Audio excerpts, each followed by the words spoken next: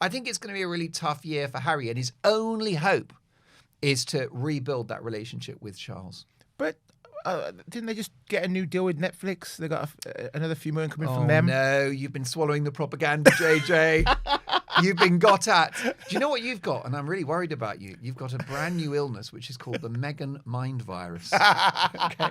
MMV. MMV. I have been feeling rather hot today. I think that the reason why they've got this first look deal is so that Netflix can keep a relationship going with Meghan Markle post-divorce. Mm-hmm. Because Meghan Markle... Post-divorce. So you think they're going to get divorced? That might seem premature. What I would say is that it's a question of if, not when. If you look at Meghan's modus operandi throughout her whole life, she dispenses with people when they cease to be of use. This is how Meghan rolls. And I think, and I say it with no pleasure whatsoever, that Harry will be next. Now, the timeline is the one that we can debate. But if you look at Meghan's track record, and if you look at the pressures on their marriage, the finances that I've mentioned, the fact also that Meghan has pretty much got what she needs from Harry now. Mm-hmm. She's got the 2 kids. She's got the house in Montecito. She's got the social media footprint. She's got the fame. There's one thing that's missing, and it's mega cash. That is the missing piece in the jigsaw for Meghan is untold cash. Because they don't have that. The Sussex is, yes, you and I, it's money we could only dream of, and the viewers of the Daily Expresso. But when you're in that Hollywood elite, when your neighbours are Gwyneth Paltrow and Oprah Winfrey. Exactly. Then having savings of 50 or 60 million quid is nothing. That doesn't even touch the sides. That's just a good summer. So let's start with your fave, Meghan Markle. Yeah. She could be set to make a return to the UK for the first time in 4 years. Once again, garnering her reputation as the Duchess of double standards.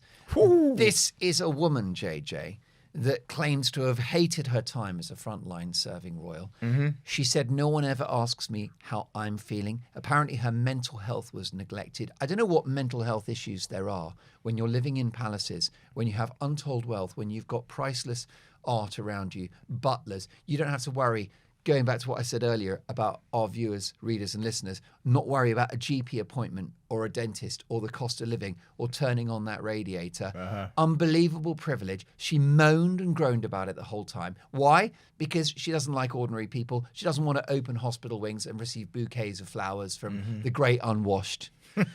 And yet, in spite of that she hated being a frontline. And by the way, they were all horribly, horribly prejudicial towards her and towards her unborn child.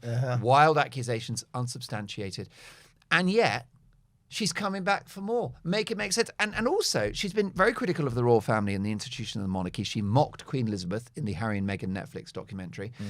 She wants to go straight back into that world. And she wants to come back to a country that had a press that was so cruel to her. And so prejudicial and nasty and cruel. Well, no, what the Express did and other fine newspapers and media outlets did is hold her actions to account. Meghan is doing this for branding reasons, that her stock value has dropped in America and across the world.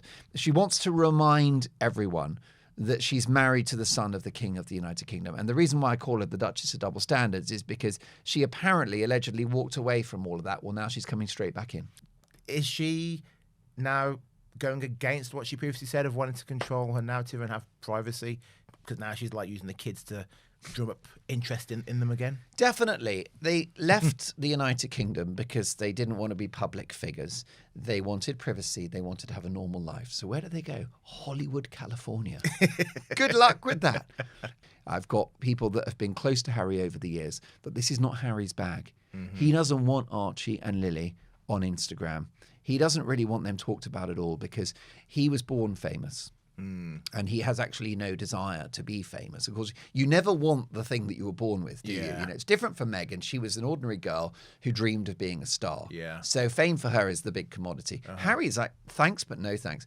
I think Harry would be so happy on a farm in Africa. I really do, in Botswana or somewhere like that. Just a simple rural existence. But Meghan, of course, is fame hungry. So so they've said, social media and the kids, it's not good, and then bang. And also we protect the privacy of our children, and then you put them on the internet non-stop. And yes, you're so right that it's about clicks, it's about relevance, it's about column inches, it's about propping up Meghan's failing media career. I think that the kids will be furious with their parents when they're older and realise that they've had their privacy invaded. And you can't have it both ways. Your kids are either private or they're not. You know, what do we know about Louis and about Charlotte and about George? We know nothing about them, right? We get a picture once a year. What else could you know? What are they into? What are their ambitions? What are they? No, nothing. And that's how, and these, by the way, they're like next in line to the throne. Yeah. Whereas we know too much about Archie and Lily. Meghan's decided that she's going to start a business with Lily, right? Lily's 4. Yeah. You know, it's interesting with Harry and Meghan. There is no financial impropriety. There is no sexual impropriety, no national security concerns, no classified documents, no business deals. Yeah. So we'll give them that. But I'll flip it. And I'll say there's an argument that Harry and Meghan are even worse. No. Harry and Meghan are not worse than Andrew. Come on, Dolan. You've lost the plot. There is one issue, which is that Andrew is indulgent. He's obviously he's very libidinous. He likes a lady and he likes to line his pockets. But this is a guy that's caused damage to the royal family as a result of the frailty of his personality and his nature. What you've got with Harry and Meghan is an organised, willful effort to damage the family proactively, to actually hurt the family. So Andrew's hurt the family by being Andrew, by being an idiot. And Harry's hurt the family by being Harry. Harry has hurt the family. He was a free spirit. He wasn't ever reined in. He could do whatever he wanted to spare. He was indulged. He was allowed to go out to nightclubs. He was allowed to marry someone who wasn't of royal blood. 100%. So it's the same. Well, you're making my point for me because, in fact, they rolled out the red carpet for Harry and Meghan, and I remember I've got, of course, you're at the very beating heart of the newspaper industry. I've got mates in Fleet Street, ex-editors, who said Meghan was just like a dream for the newspaper industry. She was going to be the new Diana because back in the day, they liked Catherine, but she was a little dull and a little wooden and a bit plain Jane Superbrain. Meghan comes along, and so they were absolutely delighted. And essentially, they storyboarded it that it was going to be the Meghan show. It was only once she got into the palace and I think demonstrated her toxic personality and the fact that she never seriously planned to be a princess in the long run that things went wrong. The Oprah interview was definitely the worst thing with the accusation of racism, which, by the way, that was a flat lie, proof of which is that the couple rode back on it a couple of days later saying, no, we meant unconscious bias, by which time the damage was done. So the allegations around Andrew are 100 trillion times worse, but there's a difference in motivation, and Harry and Meghan set out to hurt and damage the royal family. Andrew never did. Netflix have cut ties with Miss Markle. Yikes. Yeah. It was only last year that they signed this new TV deal with Netflix to promote and help her as ever. Whoever. Forever, ever. Does anyone as ever care? And now they've both put out statements. Meghan and Harry put one statement out. Netflix have put out their own statement saying it's just, media waffle of we're not working together anymore. But they're making it sound like it's all lovely. This is always part of the plan. Yeah, that's right. Well, Meghan's so excited because she always wanted to work independently. This is a devastating blow for the Sussexes, be clear about that, because we've seen Netflix slowly backing away from the couple over time. There was the very first bumper deal, and it was $100 million.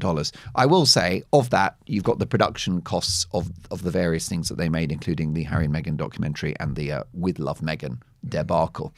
But it was a lot of money. So that's the birth of Netflix. And now it's a double whammy because they've pulled out of this deal that they were going to distribute her flower sprinkles. And I think they take the view that Meghan is a toxic brand and that everything she touches to mud. And what this extra creates, JJ, is a financial headache for the couple because that money from Spare is running out. The inheritance from Diana, the inheritance from the Queen Mother, the stipend from Charles, all of it is dwindling because they get through cash. And Meghan's income is drying up too. So there are money problems ahead. But at the moment, the main headache is reputational because she's on her own. And they're going to struggle in the next year. You think Harry and Meghan are going to end up getting divorced? Yeah. Yeah. And I think money will be the biggest problem. It's very rare that they appear together publicly. And there's no collaboration on the business side. There's no collaboration in broadcast. If he's lucky, he'll get a brief cameo in one of her shows. So she's backed out professionally. And I think emotionally, that's going to come. Queen Camilla said that Meghan brainwashed Harry. Well, it's true, isn't it? And that is why Harry has issued this raging, deranged statement about Tom Bower, which is so consumed with anger that it demonstrates how Harry knows he's been found out. Harry is so angry. It's my understanding, I'm hearing from my sources, that Harry's so angry about this book. And the reason why is he doesn't like the truth. Well, staying on the book, one of the other revelations is that William and Kate felt threatened by Meghan. They never saw her as an ally, and they did not like the impact she had on Harry. Well, that's right. They've seen what's happened to this guy, and that's where we go back to the brainwashing, that this guy has been, he's Meghan's useful idiot. He's like the host cell to the Meghan mind virus. William's a smart guy, and he said that what's happening here with this actress lady of yours, it's all happening too quickly, it's too fast. Well, that's another move, by the way, from a grifter, from someone that's controlling, is to move fast. The couple are in trouble, and I almost think this book from Tom Bower is the final nail in the coffin. And if Harry's so worried about what's in the book, and if Tom Bower is such a fantasist, well, then why don't you sue him? Because Harry loves suing people. But he won't, because it's all true. All right, well, let's talk about their marriage first. Yeah. What's Tom saying about this, that Meghan's going to dump Harry? Well, I mean, it's so sad, right? Because one of the early questions in the interview was, Tom... Is Harry happy with his life in California? And Tom could not answer in the affirmative. It's Tom's view that Meghan is the engine behind all that Harry's a passenger. He goes along with it. Wow. We know that line that resonated before they got married from Harry to his sort of palace underlings, which is what Meghan wants, Meghan gets. And it seems to still be the case. The other devastating allegation from Tom Bower in my interview with him on Talk TV was that Meghan will dump Harry and she'll be looking for a billionaire. So Tom Bower does not paint a rosy picture of the marriage at all. He says that Harry's not happy in California. He's not suited to it. He'd rather be on a farm in Africa. The Queen saw through Meghan. She knew that she was a gold digger. She knew that she was a grifter. And of course, don't forget, we've got previous evidence that one of her closest confidants, Lady Anson, who is pretty much, other than a member of the family, one of the closest people to the late Queen. And Anson, in her diaries, wrote that she took the view Meghan didn't marry for love, but married for ambition, a view tacitly supported by the Queen. So the Queen was no Meghan fan from day one. And the Queen was a wise lady and recommended, it's like, okay, it's your life, which is, of course, what a grandmother will say to a grandson, but slow it right down. And he ignored her advice. And it's my view, Mika, that it was the biggest mistake of his life. Anyone under 18 cannot consent to being made a celebrity. And they are, they're small kids. And I'm just curious what kind of backlash there will be when they're older, when they realize that their mother used them as very small children, sharing private, intimate family moments on social media for clicks, for headlines, for relevance, to nourish and regenerate her brand, and for money. And by the way, here's the kicker. Harry is not happy. Okay, well, some other cynics have been suggesting that her and Harry posting these pictures and videos was just to try and outshine and overshadow William and co, who had, they're out for the Easter Sunday, they've been to Mass. So Harry and Meghan decided, actually, we're going to post these pictures, then we'll get all the attention.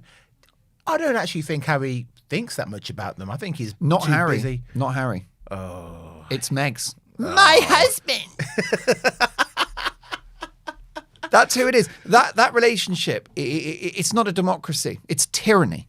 I think it's unforgivable. I think it's sick to use the kids. I really, I think it crosses a line. If Meghan goes and does a show where she attacks the royal family, fair enough. We're all grown-ups. It's free speech.